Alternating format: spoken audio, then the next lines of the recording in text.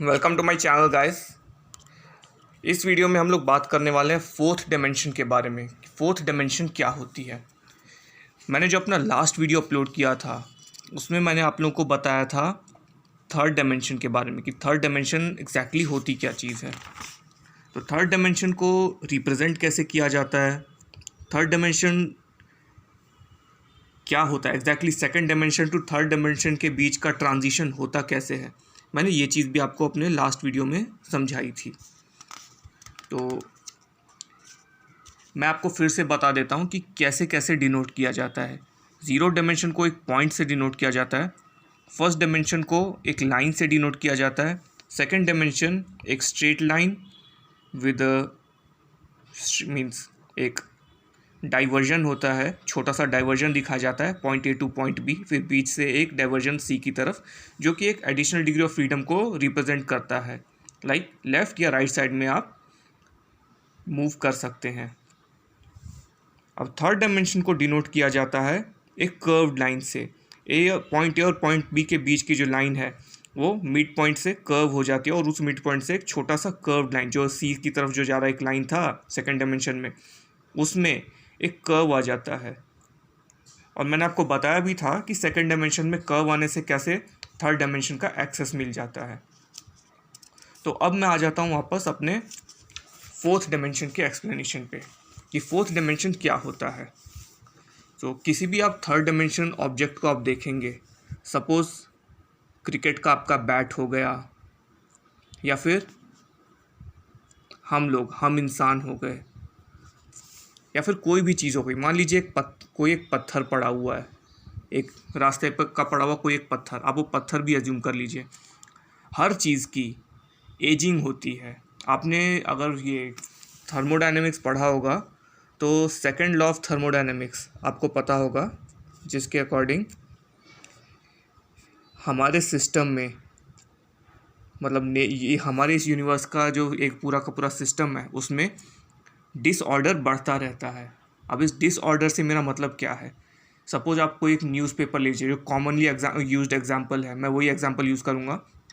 आप एक अखबार ले लीजिए, उसको छोटे छोटे टुकड़ों में फाड़ते रहिए, फाड़ते फाड़ते जब छोटे से छोटे टुकड़े हो जाएंगे तो उसके बाद आपसे अगर कहा जाए कि ये जो सारे टुकड़े हैं इन सभी टुकड़ों को ज्वाइन करना है, जिग्सा पजल की तरह इनको जोड़ के वापस से जैसा पहले था अखबार इसको वैसा बना दो।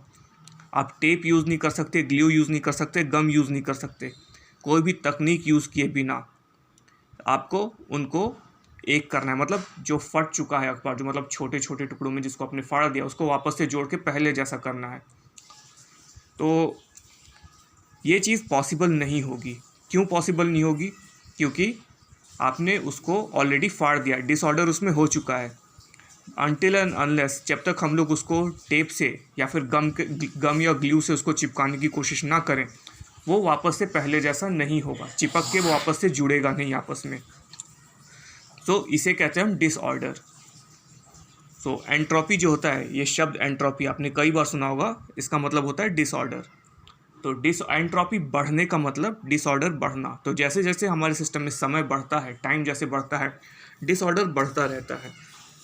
एग्जाम्पल के तौर पे जो हम इंसान होते हैं, मतलब जो इंसान होता है वो पहले उनकी ज़िंदगी की शुरुआत कैसे होती है।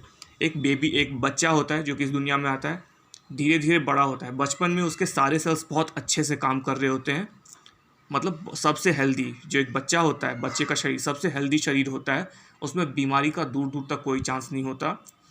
और वो बच्चा सबसे ज़्यादा मतलब हम जो भी वो खाता पीता है, जो बच्चा जो भी अनाज खाता है, जैसे दूध पीता है वो, तो उसका खाया पिया सब कुछ उसके शरीर में बहुत अच्छे से फ़ायदा देता है।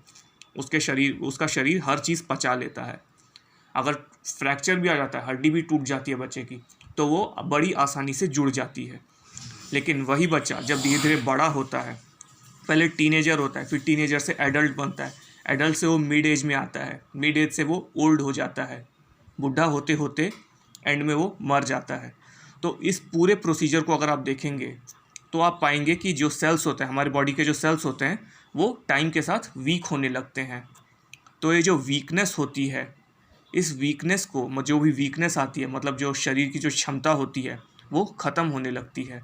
बचपन में वो जो क्षमता सबसे अच्छी होती है वो समय के साथ साथ कम होती जाती है, और होते होते होते होते एंड में वो एक डेड बॉडी बन जाती है। तो इसी को एंट्रोपी कहा गया है। एक डिसऑर्डर आ रहा है बॉडी के सेल्स में, एक डिसऑर्डर आता रहता है, लाइफ टाइम ये डिसऑर्डर चलता रहता है। जब लाइफ ख़त्म हो जाती है डिसऑर्डर ख़त्म हो जाता है। डिसऑर्डर ख़त्म होने से मेरा मतलब है लाइफ ही ख़त्म हो जाता है। मतलब डेड बॉडी में अब और क्या डिसऑर्डर आएगा, डेड बॉडी बन चुकी है अब वो। ये हो गया ह्यूमन लाइफ। उसी तरह एग्जाम्पल लेते हैं एक बैट का, क्रिकेट के एक बैट को, जिसको कभी आप मेंटेन नहीं करेंगे। खाली आपने घर के कोने में एक नया बैट खरीदा, मतलब जब आप दुकान से बैट खरीदते हैं रैप किया हुआ अच्छे से, मतलब एक फर्निश्ड फिनिश बैट आपको मिलता है, एमआरएफ का बैट है मान लो। उस बैट को अगर आप घर के किसी कोने में रखेंगे, उसको आप खेलने के लिए भी यूज़ नहीं करते, कहीं पर भी उसका यूज़ नहीं होता है, आपने क्या किया, उसका रैपर या फिर जो भी जिस चीज़ में उसको आप पॉलीथीन वगैरह में जिसमें भी बंद करके लाए थे उसको वहाँ से निकाल कर आपने एक कोने में रख दिया, खुले में रख दिया। उसको आपने छुआ भी नहीं, उसको आपने यूज़ नहीं किया, उसका कहीं पर भी कभी भी उसको एक बार खाली ला के रख दिया, फिर कई सालों तक आपने उस बैट को पलट के नहीं देखा। जब आप कई सालों बाद जाएंगे, 4 या 5 साल बाद जाएंगे, तो उस बैट की हालत ऐसी हो चुकी होगी कि मतलब अंदर से सड़ चुका होगा वो, मतलब उसको यूज़ नहीं कर सकते आप। वो बैट ऐसा हो चुका होगा जिसको आप यूज़ नहीं कर सकते। तो ऐसा इसीलिए होता है क्योंकि उस बैट का प्रॉपरली मेंटेनेंस नहीं किया गया, और टाइम के साथ हर चीज़ के अंदर एक डिसऑर्डर आता रहता है, हर चीज़ धीरे धीरे कमज़ोर पड़ती जाती है। आप अपना घर ही देख लीजिए, घर की जो दीवारें होती है उस पर अगर आप रेगुलरली पेंटिंग नहीं करेंगे तो बारिश के समय में क्या होता है, आप देखेंगे कि उसमें सीलन आ रही है, घर कमज़ोर पड़ जाता है। फिर ऐसे ही घर मतलब कुछ सालों बाद, 20-30 सालों के बाद क्या हो पाया जाता है कि ये सारे घर टूट के नीचे गिर गए। तो जब स्टार्टिंग में था तब तो घर मजबूत था, फिर अचानक क्या हुआ। हर चीज़ की एक लाइफ साइकिल होती है, और ये लाइफ साइकिल जो होती है, ये लाइफ साइकिल ही डिसाइड करती है कि कौन सी चीज़ कितने समय तक चलेगी। लेकिन इस लाइफ साइकिल के बाद वो चीज़ क्यों नहीं चलती? बिकॉज हमारी सिस्टम एक एंट्रोपी के लॉ को फॉलो करती है, और एंट्रोपी का लॉ ये है, सेकेंड लॉ ऑफ थर्मोडायनेमिक्स, जो ये कहता है, sorry second law of entropy नहीं है, सेकेंड लॉ ऑफ थर्मोडायनेमिक्स है, जो कि ये बताता है कि किसी भी सिस्टम के अंदर एंट्रोपी इंक्रीज़ होती है, डिक्रीज़ कभी नहीं होती, वो इंक्रीज़ होती है। तो इतनी सारी बातें बताने का मेरा मकसद सिर्फ ये समझाना था कि मैं आपको टाइम के बारे में बता सकूं। जो टाइम होता है, जो हमारा फोर्थ डायमेंशन है, ये फोर्थ डायमेंशन हमारा टाइम होता है। और टाइम को कैसे डिनोट किया जाता है? एक स्ट्रेट लाइन में डिनोट किया जाता है, straight line with an arrow. मैंने यहाँ पर एरो क्यों बनाया? क्योंकि टाइम एक पॉइंट से दूसरे पॉइंट तक हमेशा सीधी रेखा में जाती है, एक स्ट्रेट लाइन फॉलो करती है, और ये लाइन रिवर्स कभी नहीं होती। रिवर्स क्यों नहीं होती? क्योंकि हमारे सिस्टम में एंट्रोपी बढ़ती है, एंट्रोपी कम कभी नहीं होती, एंट्रोपी बढ़ती है, डिसऑर्डर बढ़ता रहता है। तो बचपन से जो बचपन होता है, मैं स्टेज वाइज समझाता हूँ। सबसे पहले आता है चाइल्डहुड, फिर teenage, young age, mid age, old age, death. ये एक फ्लो है जिसमें लाइफ चलती है, और लाइफ नहीं, सारे सिस्टम, सारी चीज़ें इसी फ्लो को फॉलो करती है। पहले कोई भी चीज़ नई होती है, फिर धीरे धीरे पुरानी होती जाती है, होते होते होते वो चीज़ ख़त्म हो जाती है। तो कोई एक पॉइंट मान लीजिए, टाइम का कोई एक पॉइंट मान लीजिए, जहाँ से मान लीजिए पॉइंट ए है, यहाँ से किसी एक बॉडी की लाइफ साइकिल स्टार्ट हुई है, होते होते होते अपने एक एंड तक पहुँच के वो चीज़ ख़त्म हो जाएगी। हमारा यूनिवर्स भी कुछ इसी तरह से काम करता है। यूनिवर्स एक छोटे से पॉइंट में बिग बैंग हुआ था, वहाँ से यूनिवर्स एक्सपैंड हुआ था, और आज तक एक्सपैंड हो ही रहा है। तो हम इससे ये अंदाज़ा लगा सकते हैं कि टाइम जो है एक स्ट्रेट लाइन में जाता है, फॉरवर्ड डायरेक्शन में। तो जैसे कि हमने डायमेंशन नंबर 1 को देखा था, जिसे कि स्ट्रेट लाइन में दिखा जाता है, point A to point B, point B to point A, straight line में वो एक बॉडी ट्रैवल कर सकती है। लेकिन जब हम लोग फोर्थ डायमेंशन में होते हैं तो फोर्थ डायमेंशन में point A to point B ही ट्रैवल कर सकते हैं, point B to point A हम वापस नहीं आ सकते, इसीलिए इसको एक स्ट्रेट एरो की तरह दिखाया जाता है।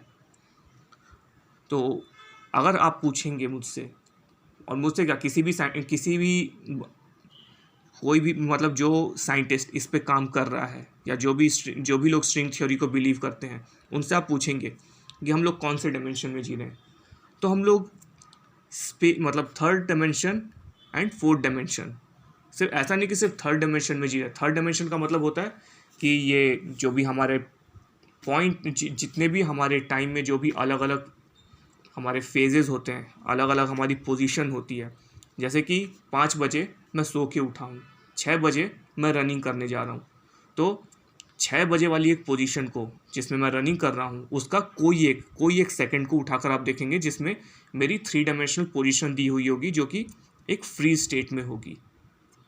मतलब हाँ भाई, मतलब एक फ़ोटो को अगर कोई क्लिक करेगा, मेरी एक 3 डायमेंशनल फ़ोटो को अगर क्लिक करता है तो 3 डायमेंशन में मेरी एक पोजीशन है जो कि फिक्स है। लेकिन अगर टाइम को कंसीडर ना किया जाए तो मेरी वो फिक्स पोजीशन हमेशा उसी एक पॉइंट पे रहेगी। मेरा मोशन, मतलब मैं एक जगह से दूसरी जगह दौड़ रहा हूँ, चल रहा हूँ, क्या एक्टिविटी कर रहा हूँ, मेरी एक्टिविटी का कोई एक्सप्लेनेशन तब तक नहीं दिया जा सकता जब तक हम 4 डायमेंशन को कंसीडर ना करें। सो कहा जाता है कि हम लोग स्पेस टाइम इसमें जी रहे हैं। सो थर्ड डायमेंशन के साथ साथ फोर्थ डायमेंशन को भी इंक्लूड किया जाता है। सो ये था मेरा फोर्थ डायमेंशन का एक्सप्लेनेशन। आपको अगर आगे और भी डायमेंशंस की नॉलेज चाहिए, और भी डायमेंशंस के बारे में जानना है, तो प्लीज़ चैनल को लाइक एंड सब्सक्राइब कर दीजिए, बेल आइकन हिट कर दीजिए।